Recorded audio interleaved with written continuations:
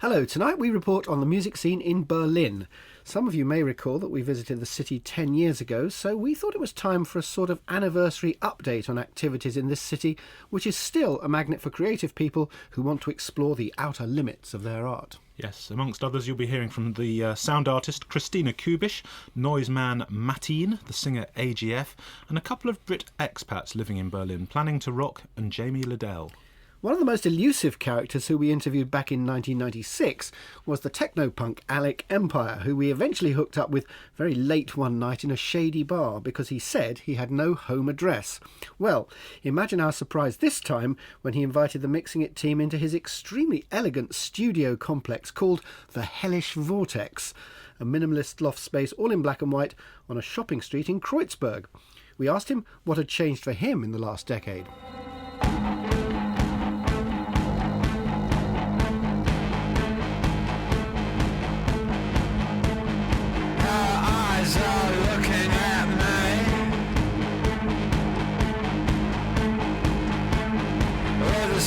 She approaches me.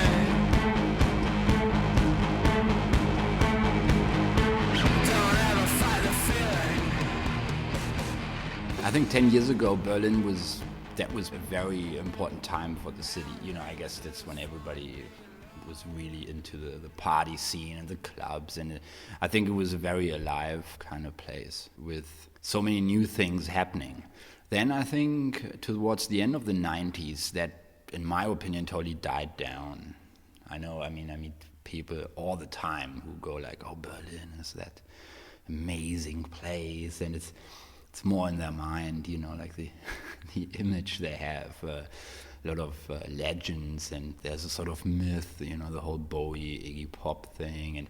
But I think now, since a few years, Berlin is on the way up again, I think, because a lot of artists and creative people moved back to Berlin. There's a lot of potential here again. Let's say it like this.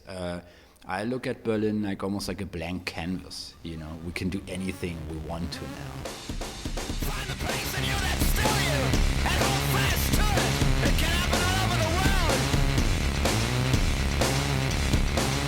Everything that thought me would flow through me, and all it took was a hit from a dead man. I don't care about staying alive, but sure I care how I look. Is it just the drugs? Maybe it is. I will be better off in the wrong direction, where they even can't begin to imagine. Start the fight! Fight the power! Fight it back! You know it was! Start the fight! Fight the power! Fight it down! You know it was! I mean, noise, the whole genre, that to me is kind of the only interesting genre which is happening since a few years. I have to say, I always come back to this. I keep looking for other things to happen, but I always end up with noise one way or the other. It's very strange. I just had this conversation yesterday. I said to this guy, have you heard this record and that? And he's like, look, Alec, yeah, it's okay, but I only listen to noise. And it seems to me that a lot of especially the electronic fans, this is the direction to go. I mean, you have such a direct access to the emotions or the expression of the artists. I think it's a lot of fun also to listen to that kind of stuff. For example, I played a show in August at a festival called Schlagstrom. That was, for example, something that I haven't seen in Berlin before. There were over 1,000 people there. And there were people from all over Europe, from Italy, from Spain, coming to this thing. And that's, you know, in the 90s there were raves, you know, which is quite commercial. But stuff like that is new in Berlin, I think. That happened in this old factory, which it was, even for myself, like, it was hard to find their place. And if there would be more stuff going on like that, this would be really great, you know.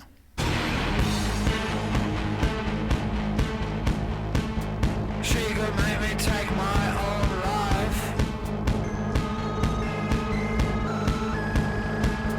Our love can be a downward smile.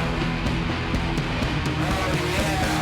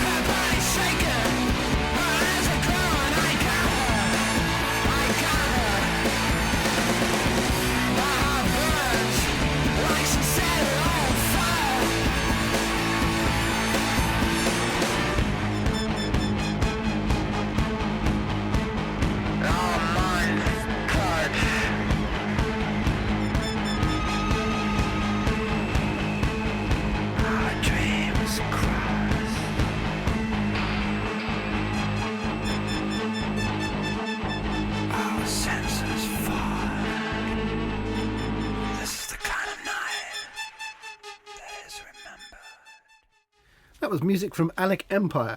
The brand new album is actually out sometime, we believe, in the spring.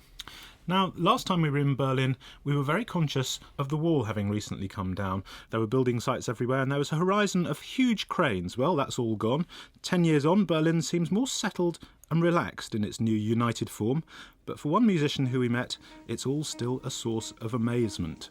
Antje Greyer grew up in the East German town of Halle and only moved west after reunification.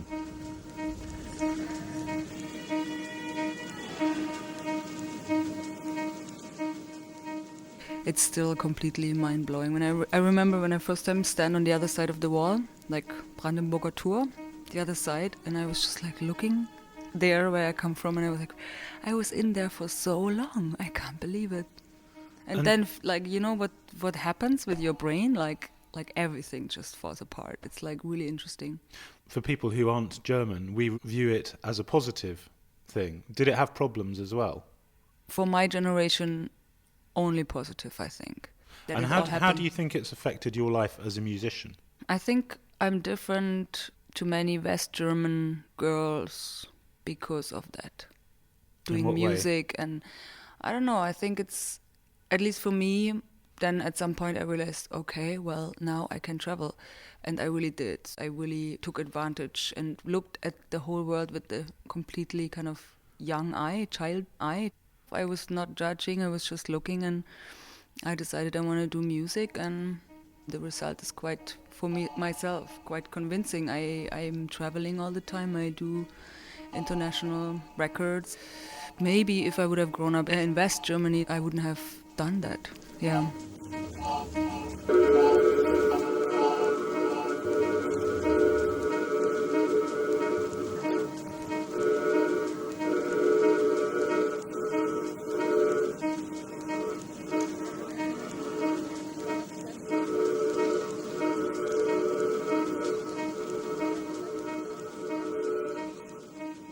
Well, how is Berlin as a city to live and work in now?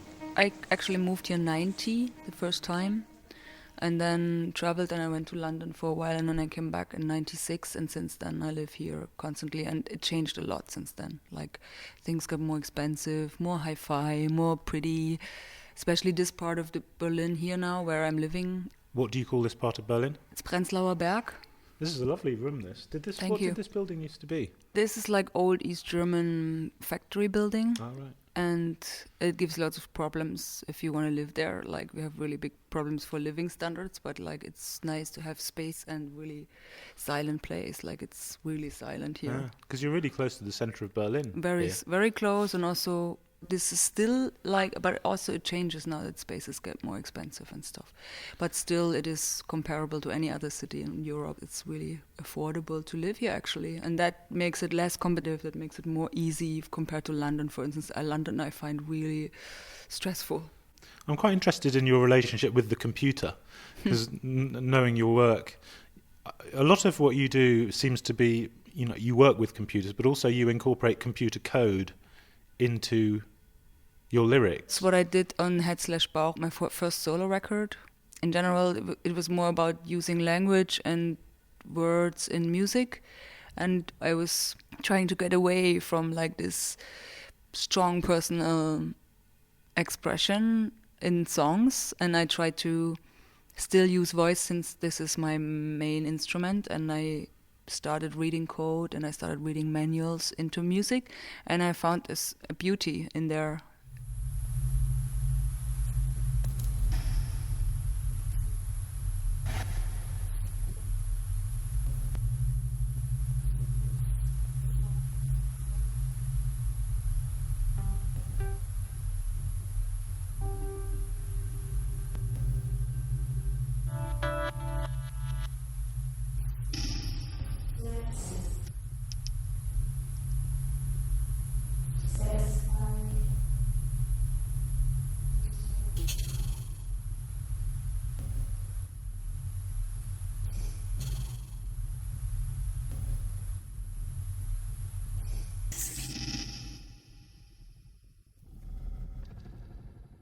Antje Greyer's other project is Laub, who we invited to play at our Mixing It gig in Newcastle a couple of years back.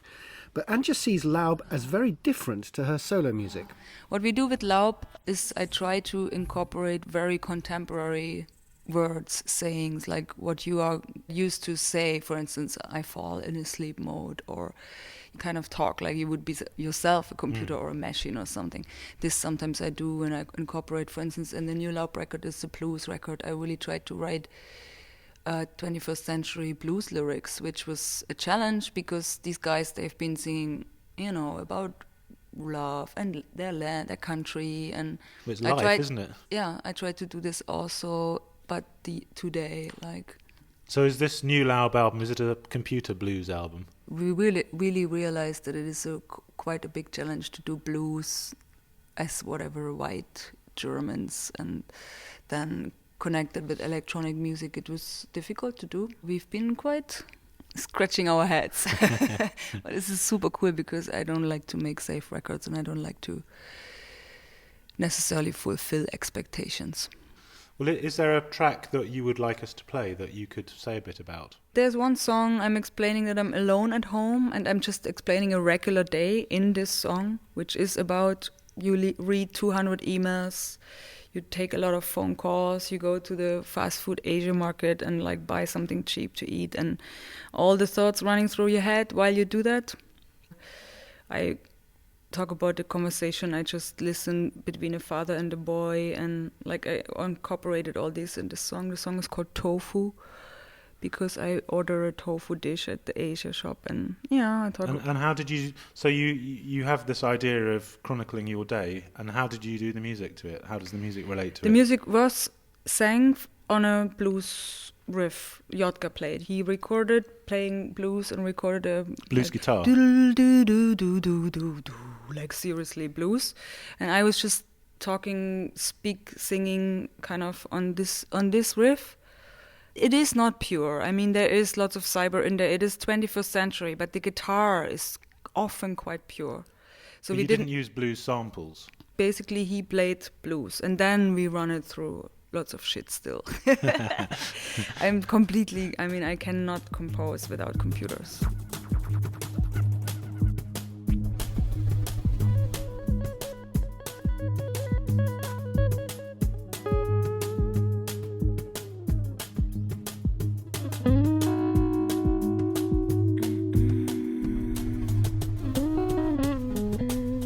So einem Tag, nach Stunden der Telekommunikation, zähle ich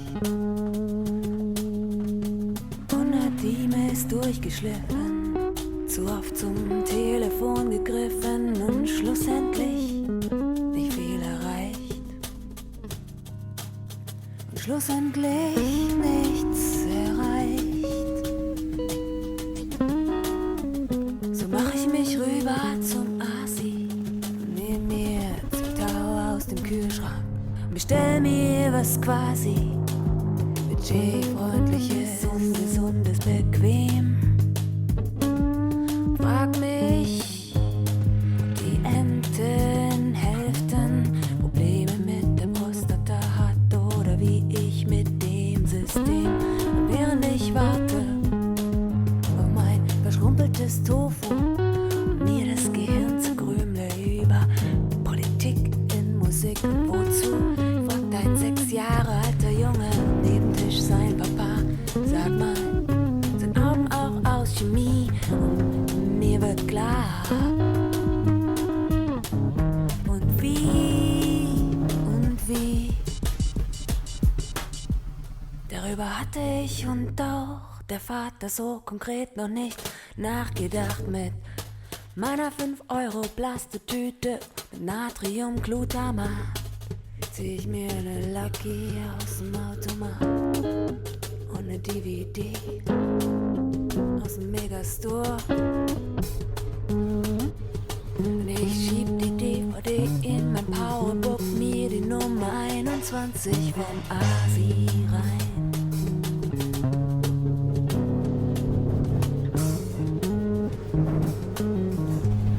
Die Fenster schlagen, ein Sturm kommt auf.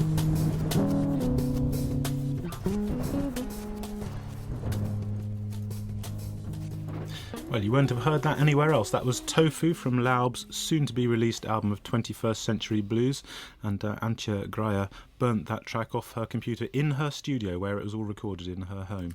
Hot off the press, as it were.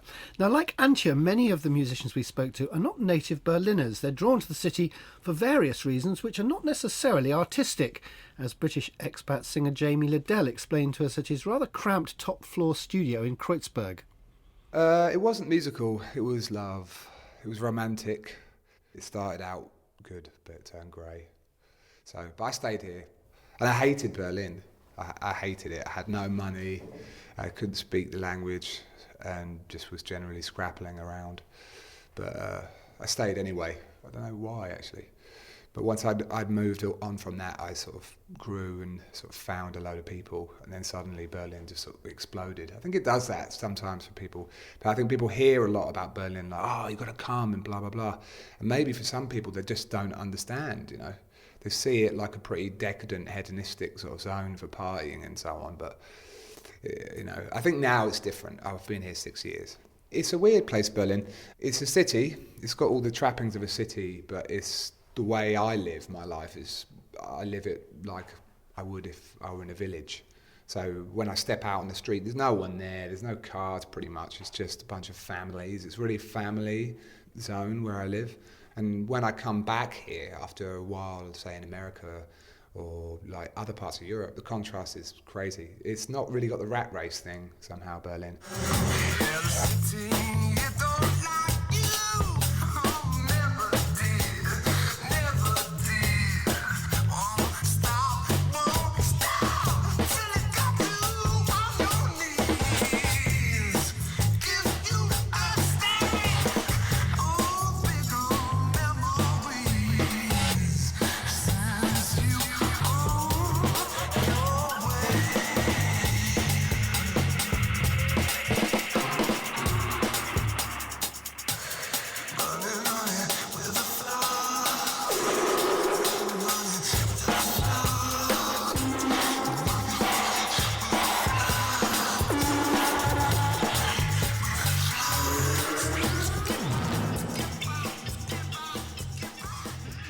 Because I think the thing that opened my eyes, which was different here to, say, England, there's so much to do going out.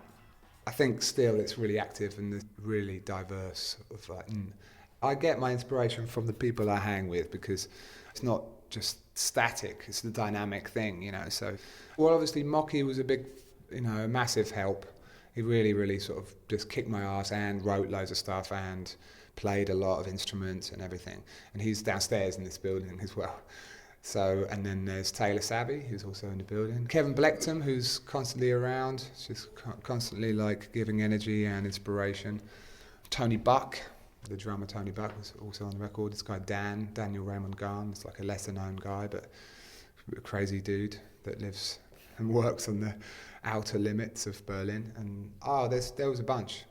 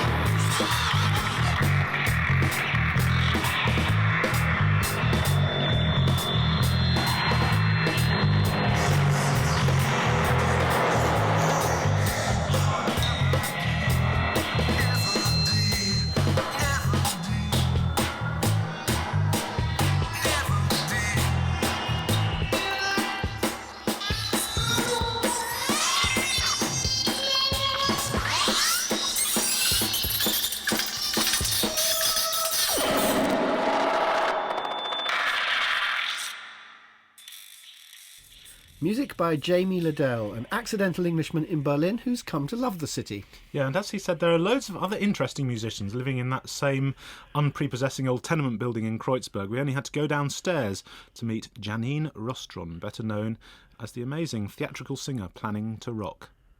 There seems to be a really interesting group of people here from all over the world, not just from England or the States, but history is so recent somehow, and it's still not quite on its feet as a city. They definitely want to try and make it like an economic success, but they never quite make it. So economically, it's affordable, and so it just gives you this time, buys you time somehow.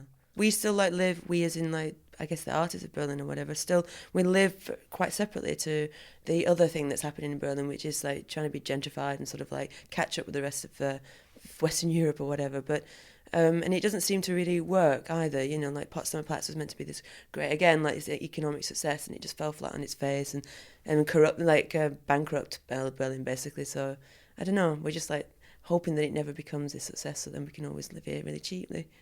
But is it purely down to the living and having studio spaces is cheap? Is there anything else? The location of Berlin. I mean, I love where it is in Europe. Right now we're an hour away from the Polish border. I mean, you can drive down to Lisbon or Madrid, or there's something about not having to get off that island. It's cheap. You can get in your car and just drive somewhere. Tell us about the song Local Foreigner, Janine. That song actually featured on my first EP. I basically had this little, well, I've got a bigger car now, but I had a little red Toyota, and I was just spending ages just driving around in that, listening to my music and sort of improvising in the car and just getting inspiration from being in the middle of the night in Berlin. And so is Berlin a good city to drive around then? Brilliant. Why? Nobody has cars for a start, and I love driving. And there are really wide, big streets, and in the middle of the night, there's nobody around. And so you can really let your imagination run wild, like spy films and stuff, and East Berlin, and it's great.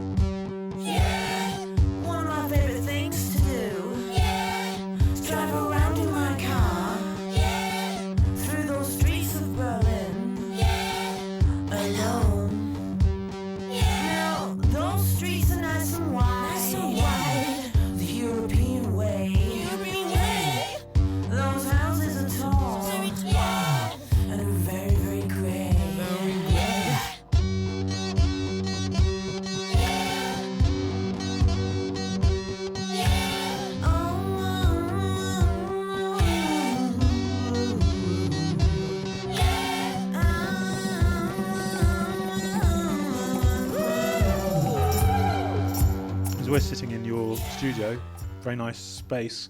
I mean, this is the sort of thing that would cost a fortune in London, for example, isn't it? Yeah. And yet, in this building, lots of people have studios, don't they? Yeah.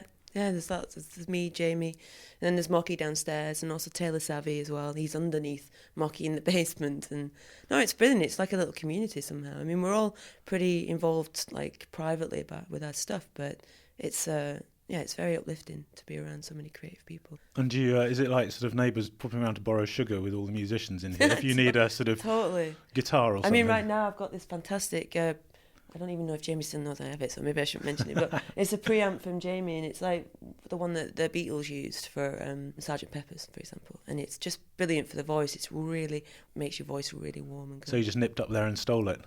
He's got 4 of them, so you can spare one. Let's talk about your show, Planning to Rock. How did that start?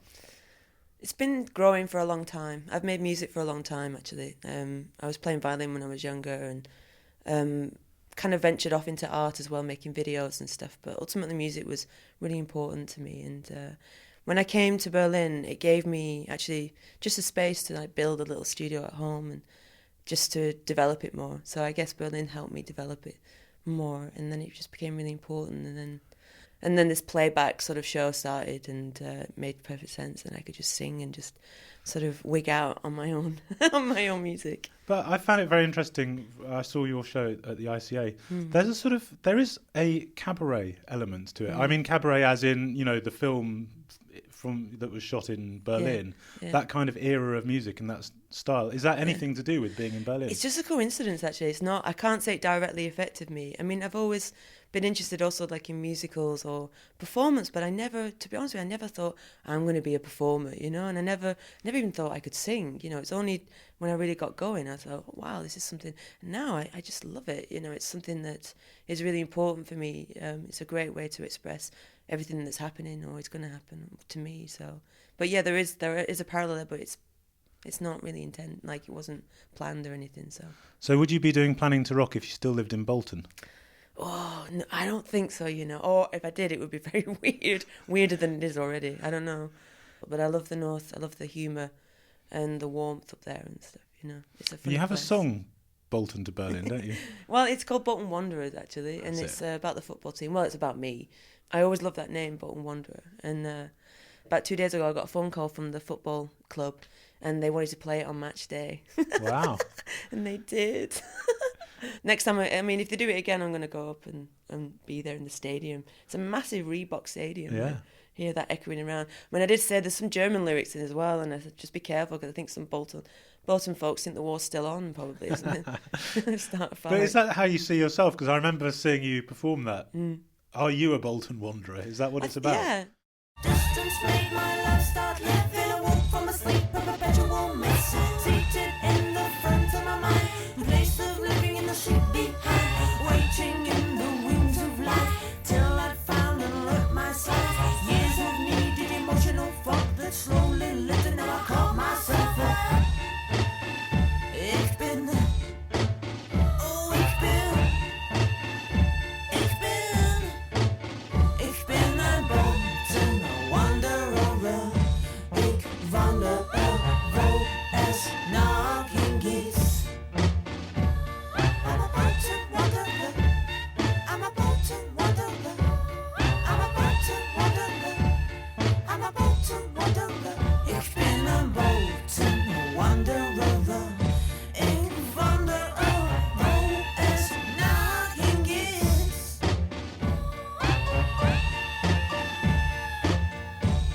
I'm a Bolton Wanderer. I'm a Bolton Wanderer. I'm a Bolton Wanderer. I'm a Bolton Wanderer. I'm a Bolton Wanderer. I'm a Bolton Wanderer. I'm a Bolton Wanderer. I'm a Bolton Wanderer.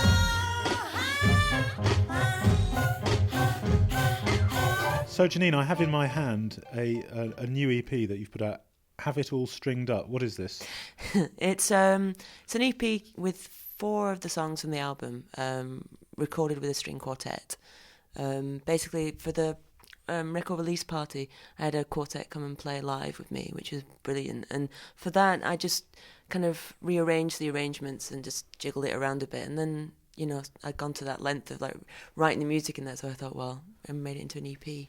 So did you do all the arrangements? Yeah, I did, actually, yeah. And is this going to be the start of a different direction or something? I'm going to Tel Aviv at the end of January to work with Ilov Volkov from the Scottish Symphony, and he's a bit of a fan, and he's actually, he's an interesting person anyhow, but he's living in between Glasgow and Tel Aviv. He's from Israel, and I'm going there end of January to work a little bit with him and another guy, but just string arrangements and stuff, so...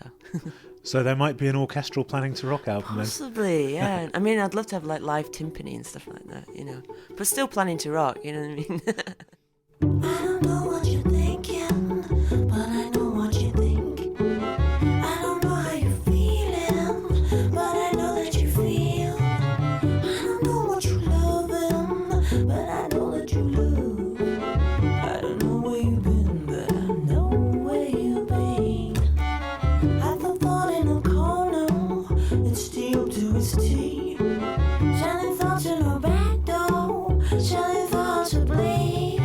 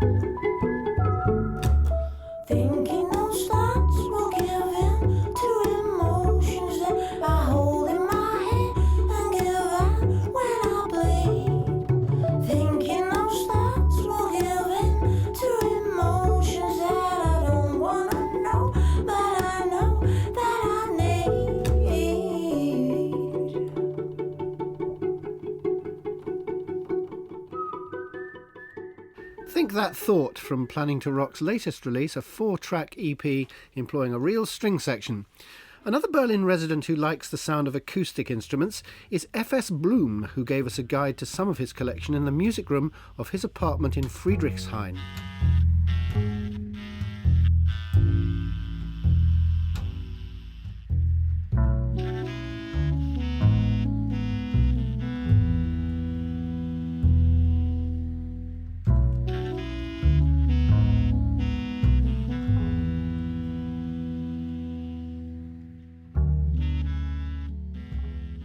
I play what the listener can't see at the moment, what's behind your back. I mean, I have these little guitar pedals, like loop machines, or actually it's a delay. And that's the basic thing already. And then my basic instrument is the jazz guitar this time. And then I have a couple of tiny percussive instruments, like a miniature mbira, or what do I have? Well, then, in fact, we're sitting in your sitting room and we're surrounded by instruments. There are guitars and... I can give you a few examples. I have a... Really? So that's a tiny little box. Like... That's a music box, isn't it? Musical boxes. Oh, this is a nice one. This is like a bird call whirly. Fantastic. And then I have some ping pong balls and stuff, and then I actually always do this phase shifting Steve Reich principle that I put one phase on the left delay machine, which holds, and then I put another one on the right one, and then they interact and they never repeat themselves, like they have different lengths, you know? And so it's never really repeating, and so I have something like a bass, a sound, which often sounds actually quite electronic because I do very short bits, like things like this, and then I record them. And so this is like the fundament for my guitar playing then. My guitar playing is the song itself, let's say then. Because listening to your records, and indeed looking around where we are, musical instruments are key to what you do. I mean, a lot of people use computers or laptops, do processing. I get the impression it's musical instruments are your thing. That's true, it's acoustic instruments, yeah. I mean, that's always the source, and it has always been the source, because I need to touch something and to get into contact with it. And for Summer Kling, it's actually the first album where I arranged everything which I recorded then. And I have to say that I really enjoyed it a lot, because you can balance it so precisely, and it's much more delicate if you do it like this. So I'm a little bit began to be a believer, let's say.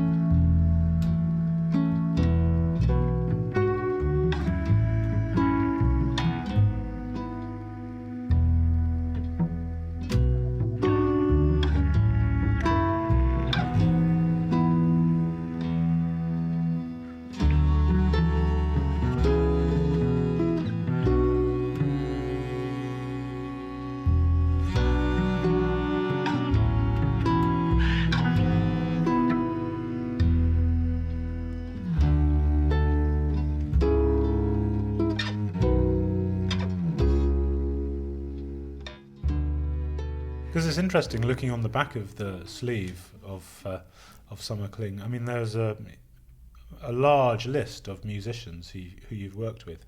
How did you work with them? Did you record each person one by one?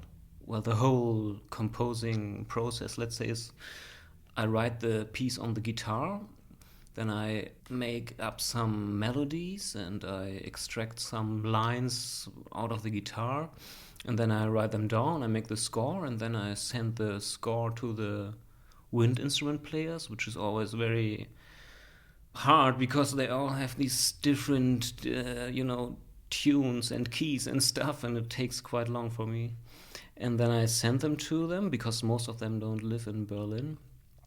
Like there's, for example, the bass clarinet player from the Tide and Tickle trio who lives in Munich, and there's Harald Sack-Ziegler who plays the French horn and who lives in Cologne. And then they generously record it for me. How do they record it at the right speed? Do they have your guitar part to listen to? Yes, they make a overdub actually. Okay. That's it. And then they send it back to you. Hmm. So do you just build it up as a sort of collage? Yeah, I mean, it's like a classical score, let's say, and the single tracks are like the single lines in this case. But sometimes, especially now that I started to use the computer to arrange things, I indeed started to do little collages, for example, with you can layer more instruments, like you can take the same instrument and you can layer it.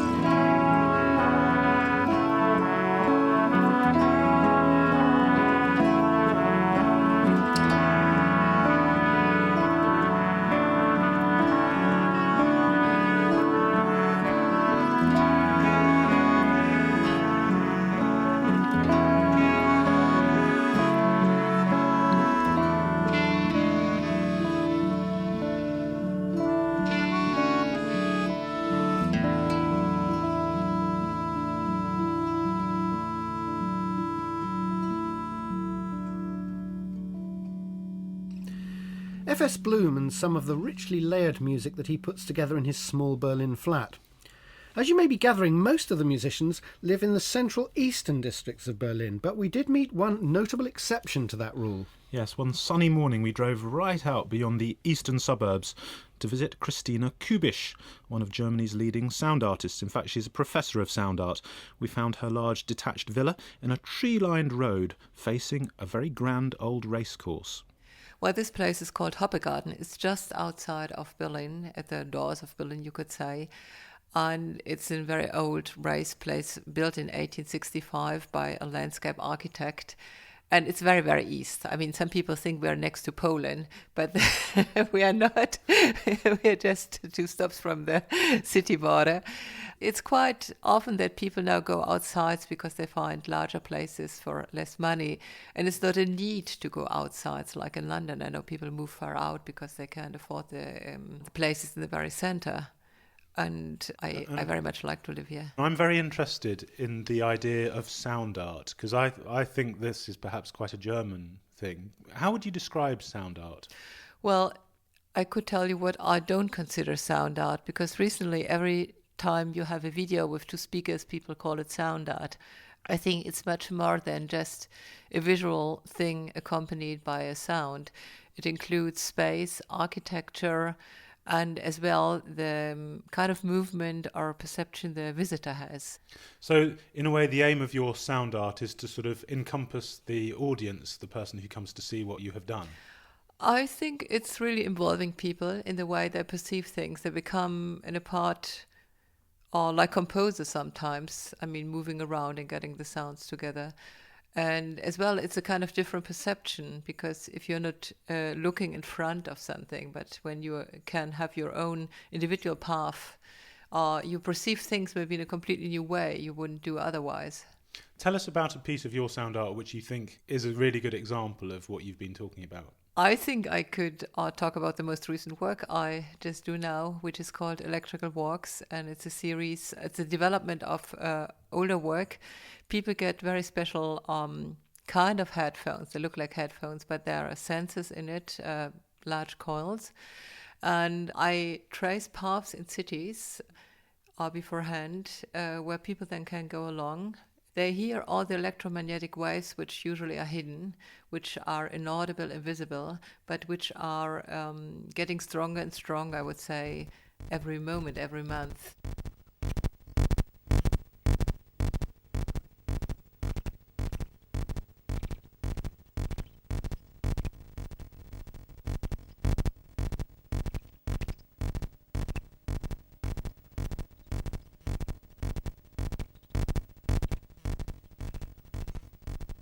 It's all the new communication systems. It's, of course, older systems too, from trams, from buses, from stations. But most of all, it's something like security things like GPS systems, mobile, and others. And when you walk around, you really hear a kind of sometimes heavy metal concert, really, sometimes very rhythmical things, sometimes something quite boring, but mostly what you see and what you hear does not come together. You may be in a park and you hear very loud noises, or you're in the middle of the city and you hear something completely beautiful and rhythmic.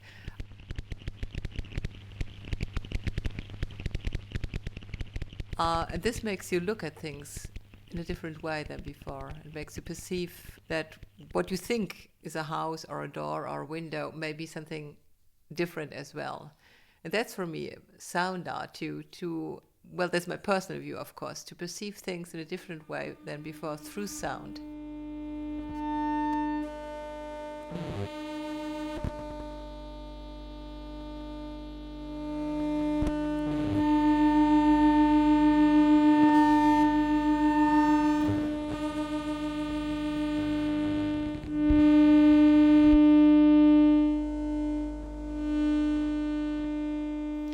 Let's talk a bit about Berlin, because we came here 10 years ago and you were here then. How has Berlin changed as a sound artist in those 10 years? Well, I would say that there's more and more interest in sound art, and there's more and more sound in the arts, but not always it's better sound or more interesting sound.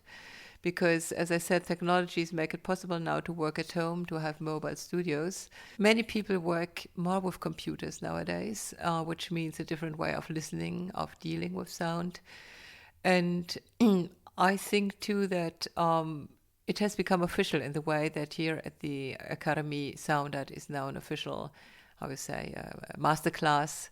I wanted to ask you about a couple of pieces of yours that I found on a CD that came with a book. And the first piece was a piece made with bell sounds. Tell me about that piece. It's a trilogy, actually. It's 3 CDs I sorted out with things which are abandoned or thrown away. I'm always a little bit interested in that kind of things. So these bells were sounds from a radio archive, which they had stored away. But the man who kept the archive, he didn't want really to throw them. So he said, I have this out of order archive somewhere, and are you interested? And then I listened to it and I found it very interesting because bells are kind of signal givers. They, in former times, were really structuring the rhythms of the daily life. And so I collected all the kind of bell signals I could get from these old tapes, and some were really in bad shape, you can hear that, and made this little composition out of it.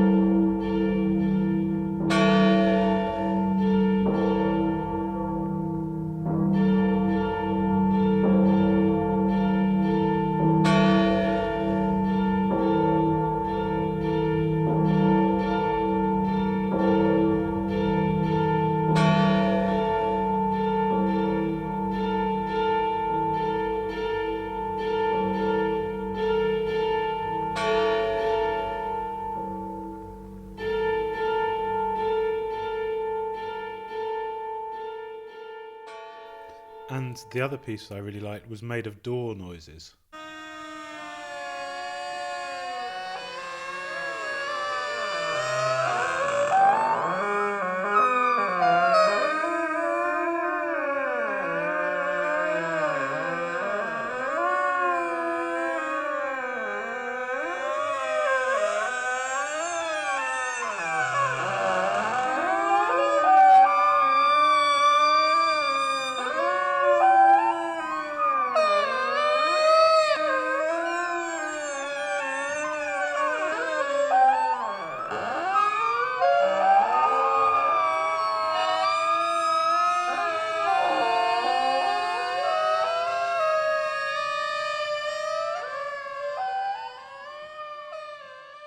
There is a live piece actually for accordion and door. And when I did it, I didn't know there was a famous composition of the 50s of doors, I think from Piori, I don't remember. I just thought that in Berlin, actually that was more the 90s. There were all these wonderful accordion players from the East, and they were playing all these kind of traditional stuff, like songs and dances, and I had the feeling they were always sitting in the wrong place. They were sitting all in the right place, but then everything around was wrong. And it was like a door had slept, and they were out of everything.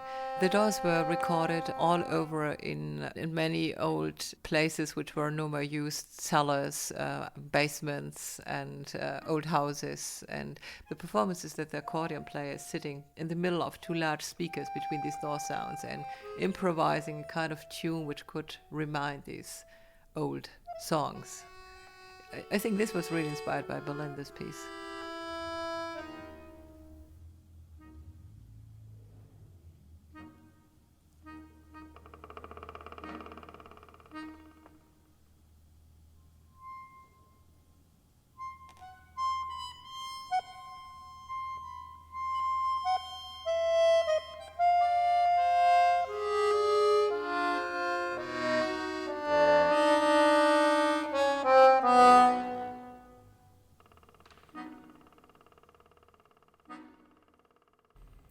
That's Christina Kubish's piece Nostalgico, which recalls the buildings and buskers of 1990s Berlin.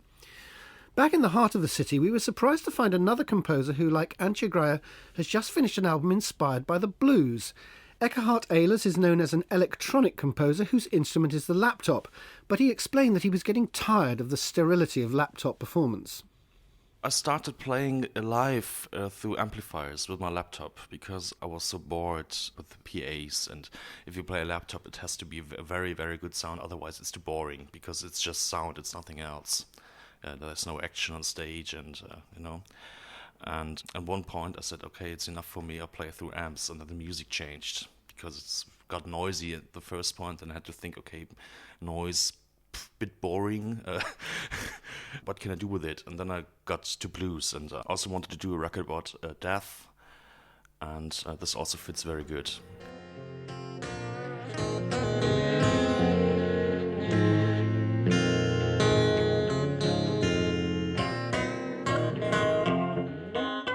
Jesus hanging on the cross and made for Mary Moon. He looked down on his disciples. They're taking my mother home. Ain't that a pity and a dark shame? How they crucified my shame.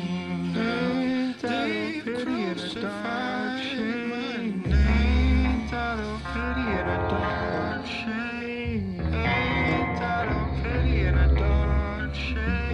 Ain't that a pity and a dark shame? And how did you approach it? I mean, actually making the music. What was it, how did you construct it? Originally it was music for dance theater, which had more, for some parts, more metal influences. It was more or less free, so long drones, and afterwards I thought, okay, let's do some songs out of it, or dance structures and compositions out of that long 1.5 hour ballet piece music, which was very wild and unorganized. Then I met my friend Joseph Suchi, the guitarist. I mean, it looks like there's a band playing this. Yeah, it is a band. We play on Tuesday in 2 days in Cologne as the Eckhard Ehlers Quartet. Yes, it's a trumpet, viola, and guitar, and laptop. The piece, Strange Things, Mm-hmm. it reminded me a bit of Captain Beefheart. It has that kind of, Mm-hmm. in that he was informed by the blues, it has a sort of Beefheart sound to it. There is another song, another piece on the record which really sounds like Captain Beefheart, but I never thought of him during the process. I'm a big fan. Maybe it's sedimented, and but it was no idea. And then I played it to some people, and they said, "Oh, okay, Captain Beefheart," and went home and listened to it again, first time since 10 years or something. Yeah, but was not strong influence directly during the process of making the record. But on the piece Strange Things, there is a sample. There's a sample, yeah. That's the one, you say that's the one sample on the whole album.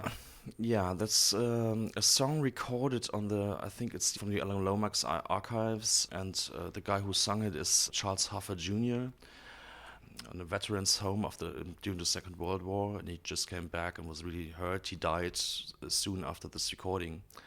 He was lying in bed dying and singing this song about the submarines and about the war, and then he died.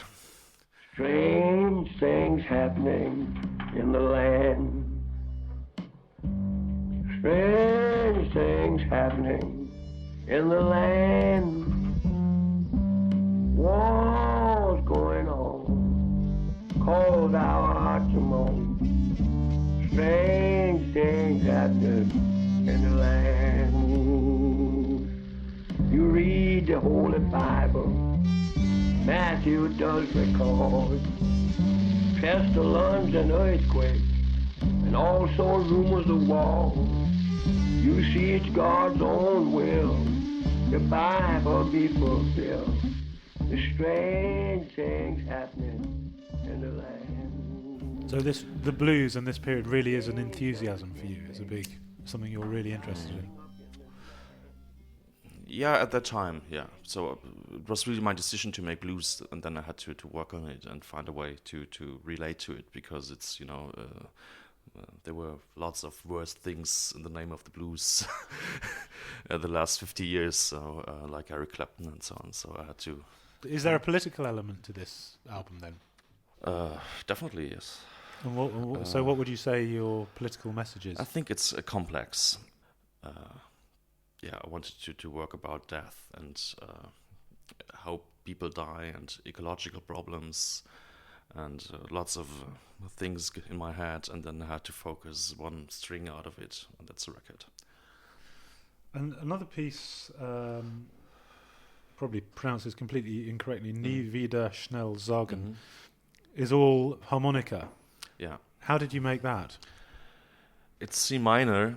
It's just a C minor harmonica, and it's just a joke on the Alban Berg opera Lulu. Every time the word money comes in the libretto, he has a C minor chord underneath it, and so it was my one chord harmonica. But there are lots of layers to it. I mean, it sounds it's a very beautiful sound that you've created, multi-layered harmonica. Yeah. Did you record it into the computer and then? It was just one recording of, I think, 7 minutes harmonica from my singer, and then I had rearranged it and processed it in the computer. So was this album a departure from the way that you normally work? No, it's a progress. I have no changes every time how I work.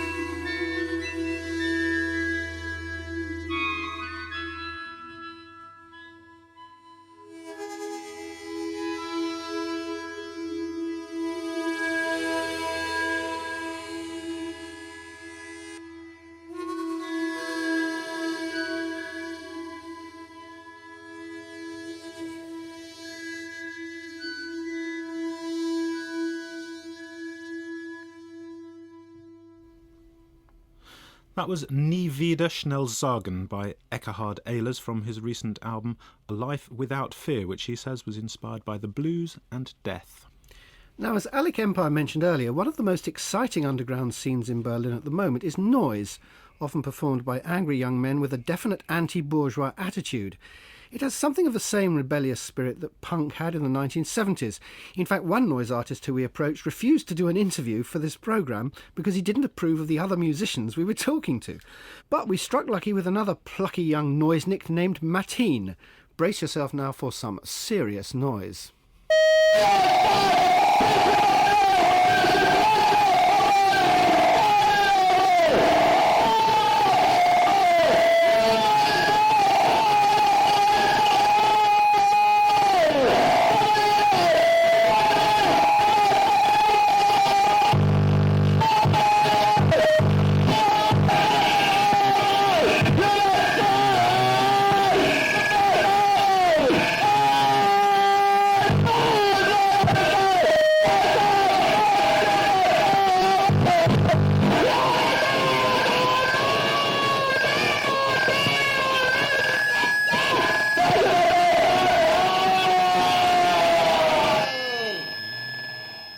Listening to your CD, I really liked You Are Stuck as a Free Human Being. How did you make that musically? I was shouting into the internal microphone of my computer, which was at full volume at a big guitar amp, producing feedback. So that is why the lyrics are pretty non-intelligible. So, yeah, I guess the continuation of the lyrics are you are stuck as a free human being within the circulation of commodities. So it's this, again, wanting to be free, try to express that freedom, but at the same time being stuck into an impossibility of escaping this system. And what about all the noises in the background? How did you make those? It's the computer producing feedback and through some filters and basically some equalizations on the guitar amp and moving it around. So I was holding the computer in my hands, moving it like a guitar, if you will.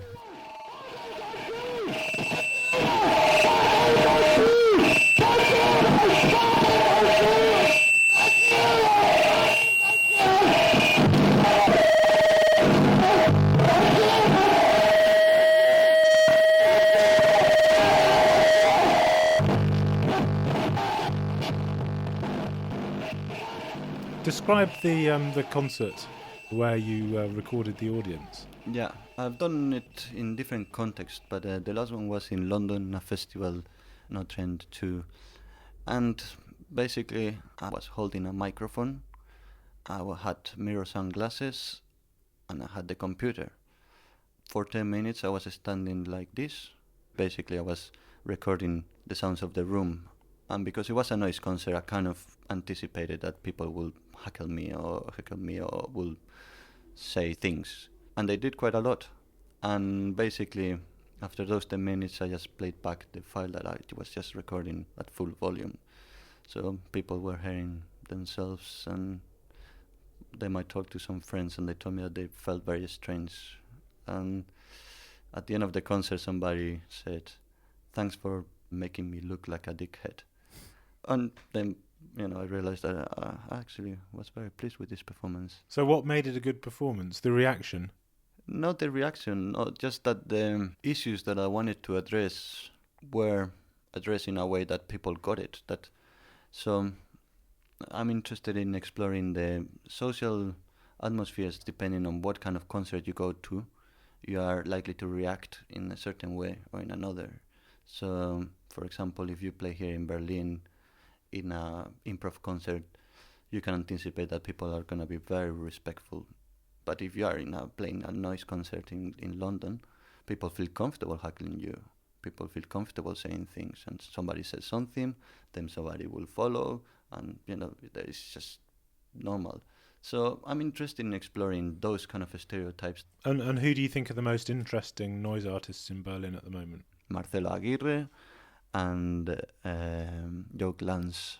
And are these people that you would work with, or if you were playing a gig, would you play with them? Yeah, so most of them I have played with. It's the good thing that there's a possibility here. People are very open to try things out.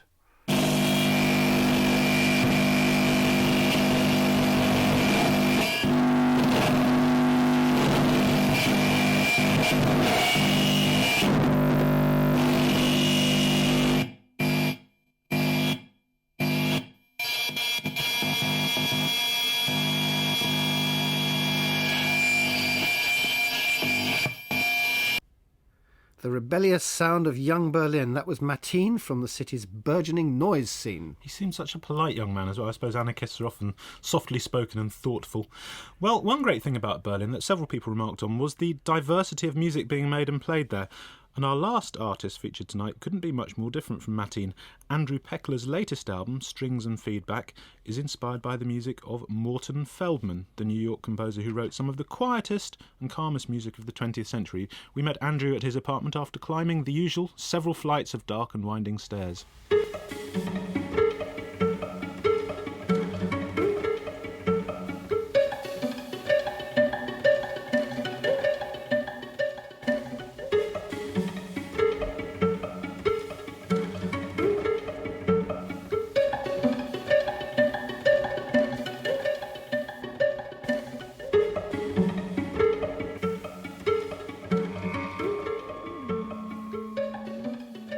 Andrew, whereabouts in Berlin are we? We're in the district called Friedrichshain, which is part of the former East Berlin, a central district and a formerly working class area. And is this an area where musicians live? This is one of the areas where musicians, artists live because of cheap rents and the gentrification process having only kind of just started in this district a couple of years ago. What's your sense of Berlin, then, from your point of view as a place to live and work? It's good. It's probably one of the only cities in Europe, maybe in the world, where I could get away with doing what I do and not having to get a job. I couldn't do that in London.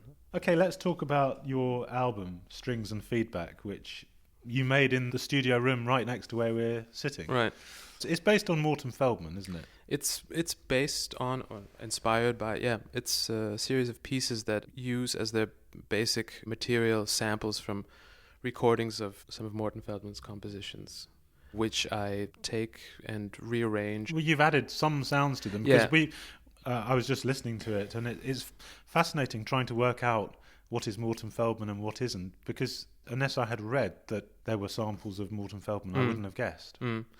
After a certain point in the process of making it, I kind of realized it didn't matter where the source material came from, because I had started to do things with it that kind of would not allow the listener maybe to necessarily trace the music back to its source material.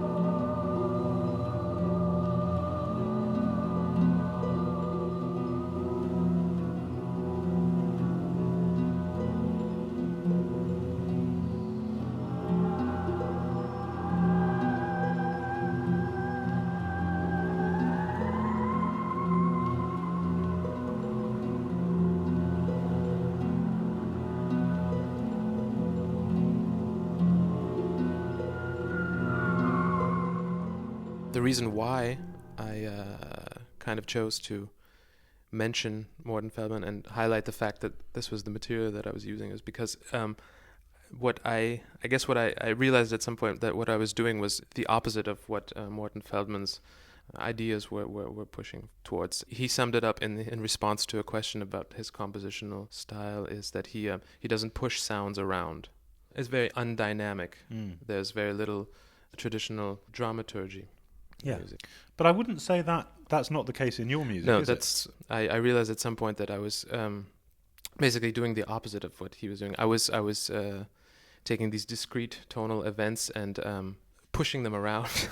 Well, there's one piece that has a pizzicato string figure, right? And you build things around that figure. It's very interesting what you put in and take out. It seems to be where the interest of the piece lies. Basically, I heard a lot of, in Morton Feldman's discrete little tonal events, I heard a lot of potential for repetition. You know, as a person who had a musical upbringing in the 90s, I'm open to the idea of repetition as a musical gesture.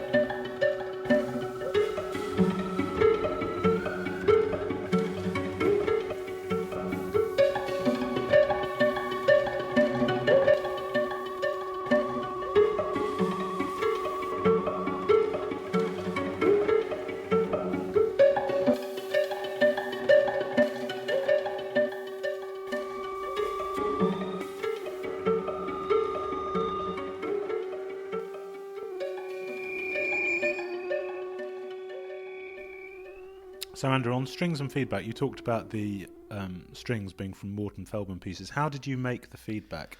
The sound source for my feedback is a basic delay pedal, a guitar effect that you produce echo with. And if you send the output of that pedal back into its own input, it produces this kind of standing sine wave tone. But if you use the time and repeat parameters on the pedal itself, you can change the tone, and you can kind of, play it, as it were. It's kind of a semi-unpredictable instrument, as it were. So you kind of slide into these tones, and so it's. But it ends up sounding quite melodic, or it can do. It can, yeah.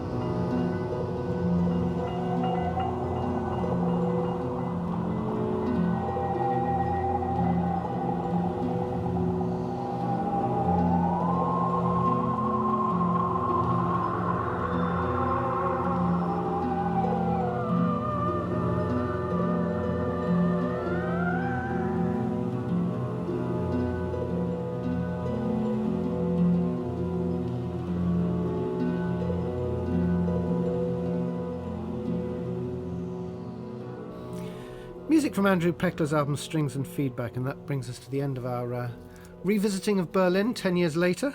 Fascinating to see how this city, over 4 decades now, has retained an extraordinary position culturally in terms of the magnetic effect it seems to have on musicians from all over the world who want to go and live there and work there. Yeah, it's good to see they're still going there.